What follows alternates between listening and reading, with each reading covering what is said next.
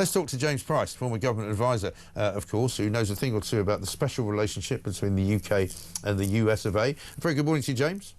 Hello, my friend. It's great to see you. Good to see you. I mean, we'll get on to the economy and the nastiness of what these Labour ghastly people are doing to this country. But what a great night last night. What a fantastic occasion.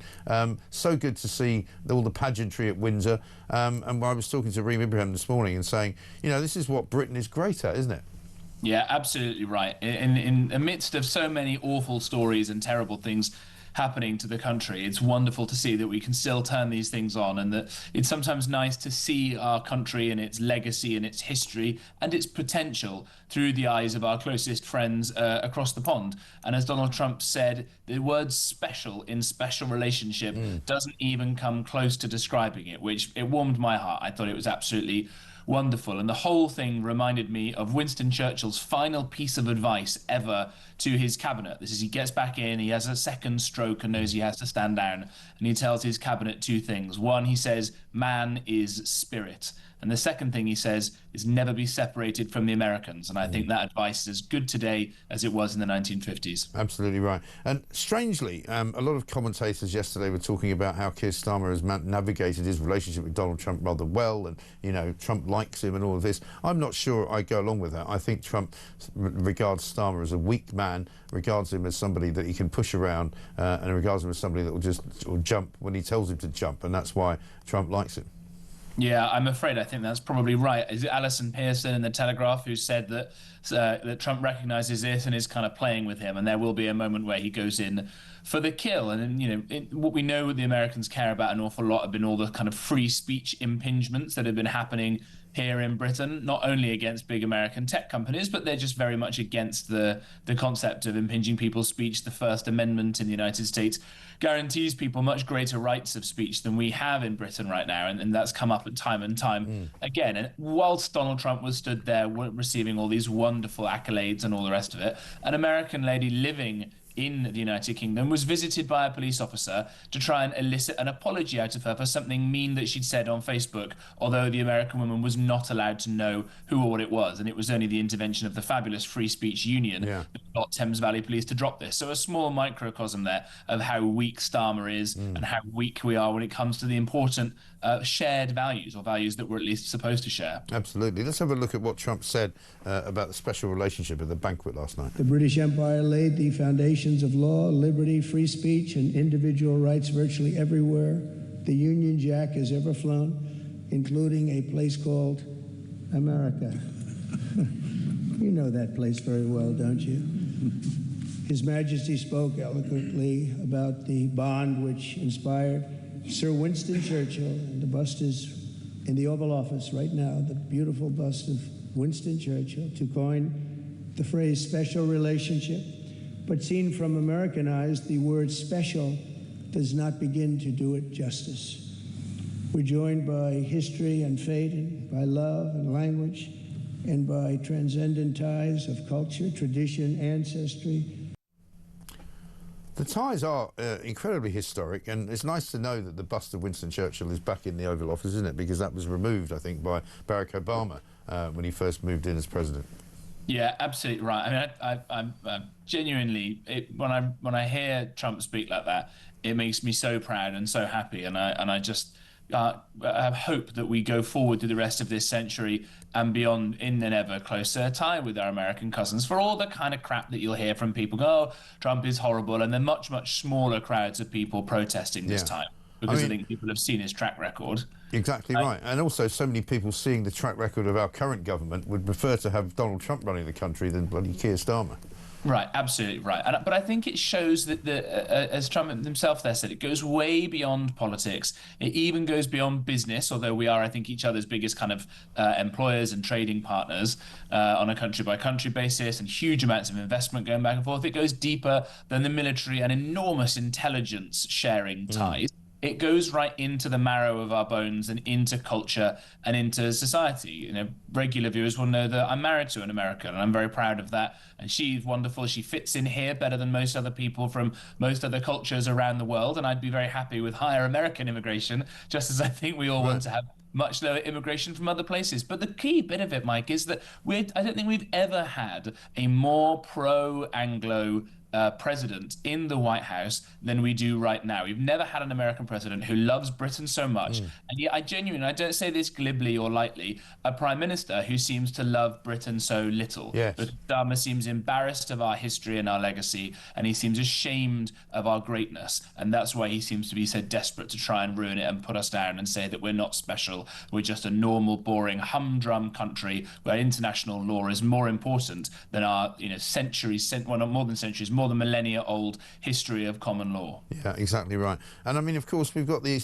left-wing media establishment to deal with as well. I mean, I was saying earlier on that the BBC yesterday, while they were covering all of the great sort of pageantry in Windsor, they had to have a little corner of the screen covering the ridiculously kind of tawdry-looking demo that was going on in central London with a few hundred sort of ragtag and bobtail kind of blue rinse brigade types who are just insane. And, it doesn't represent anything. Why the hell do they insist on showing it?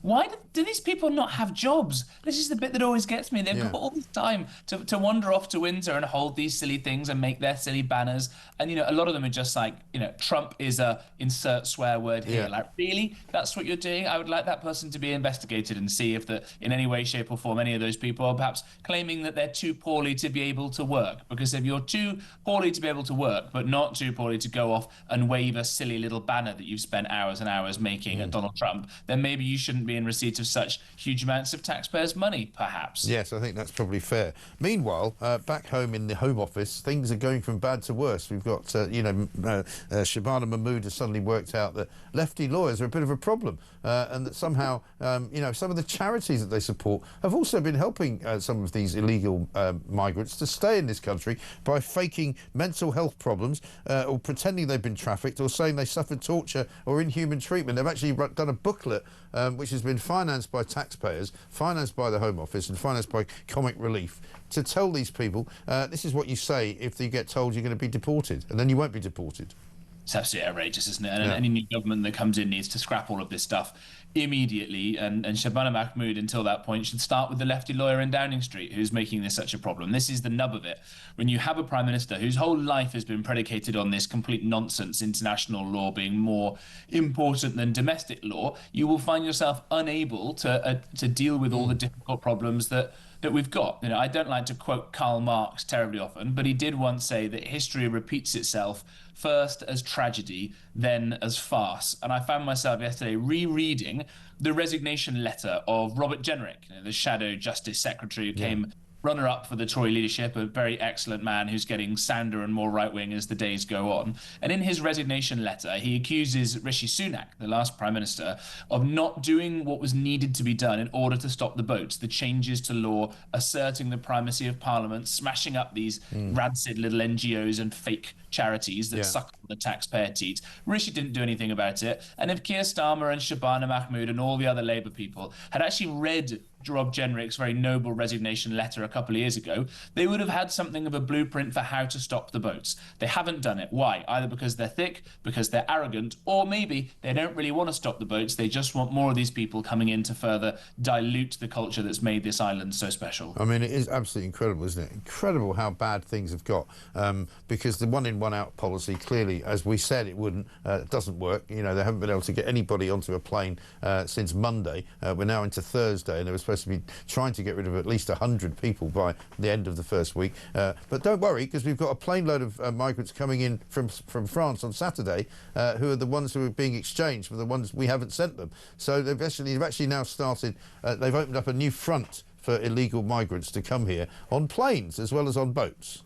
It's the one in one. Well, by the way, one in, one out. What a Kafkaesque horror of a phrase. Exactly. Which, by definition, wouldn't actually reduce numbers, right? Even if you were even if it was worked, Right. Actually, what it is at the moment is, by my calculation, about 8,500 to nil. Yes. Right. That's a That's not exactly what I would call success. And And yeah. until, as I say, these people fix the deep-seated legal problems, that we're not going to get anything done. And the only thing we can hope is that whether it's Reform or the Conservatives or, my probable preference of a kind of coalition of uniting the right, finally, that has been split for far too long, has a plan to get this stuff done on day one. And we're going to start seeing in the United States of America, I read somewhere they've already had about 2 million illegals leave the country in 6 months in the United States. Yeah, they call it self-deporting because they don't want to be rounded up and they don't want to be locked up. And so they're like, if we ever want to try and come back and live here legally, we're going to go home and figure it out. Yeah, absolutely right. And again, we learned from the United States that however many people illegally crossed that border, it was because Joe Biden weakened that border considerably, deliberately stood people down, wouldn't allow the governor of Texas to put various troops on there, didn't man various checking points. And within a few days of Trump taking over, that stopped. And it's almost completely stopped from the maybe 20 million illegals in that country now being reduced. It can be done. And I think, Farage went wet for a while where he said it would be impossible to do. And I think that, people like Rob Jenrick getting more robust on this for the Tory party has stiffened Farage's sinews and stiffened his resolve. So I hope that we continue with this excellent competition between Reform and the Tories, who can be more robust, because frankly, I do not want this country to be full of third world illegal immigrants about whom we know nothing, who go around committing heinous crimes like the one we saw in Hyde Park in London. And have you seen the latest on that guy? The latest on that Egyptian refugee who came here illegally on a small boat, who was being put up in a hotel, and it turns out the reason he left Egypt was because he was a terrorist, and he's actually been convicted as an Islamic terrorist working for the Muslim Brotherhood in a bomb factory, and he was sentenced in his absence to 7 years in prison in Egypt. I mean, you can't make this stuff up. If the reason that we have to take this guy because he says he's going to be treated badly when he goes back to Egypt because he's a terrorist. Yeah. So Britain apparently now, according to international law, has an obligation to take terrorists from around the world because Egypt's government will treat them badly. I know. I mean, that is a joke that a satire writer would have written and been thrown out for being too farcical, even for this government. And by the way, let's be clear what that guy did. He's been here for a little while claiming that political asylum. And let's say he was just, a nice, cuddly, Marxist academic or whatever, not the terrorist that he is. If that were me and I were fleeing political persecution somewhere, the country that took me in, I probably wouldn't go around raping the women of that country like this man has done. Afuera, let's get these people out. It's enough. Enough is enough. It's becoming existential for the survival of our civilization. Get them out. Exactly right.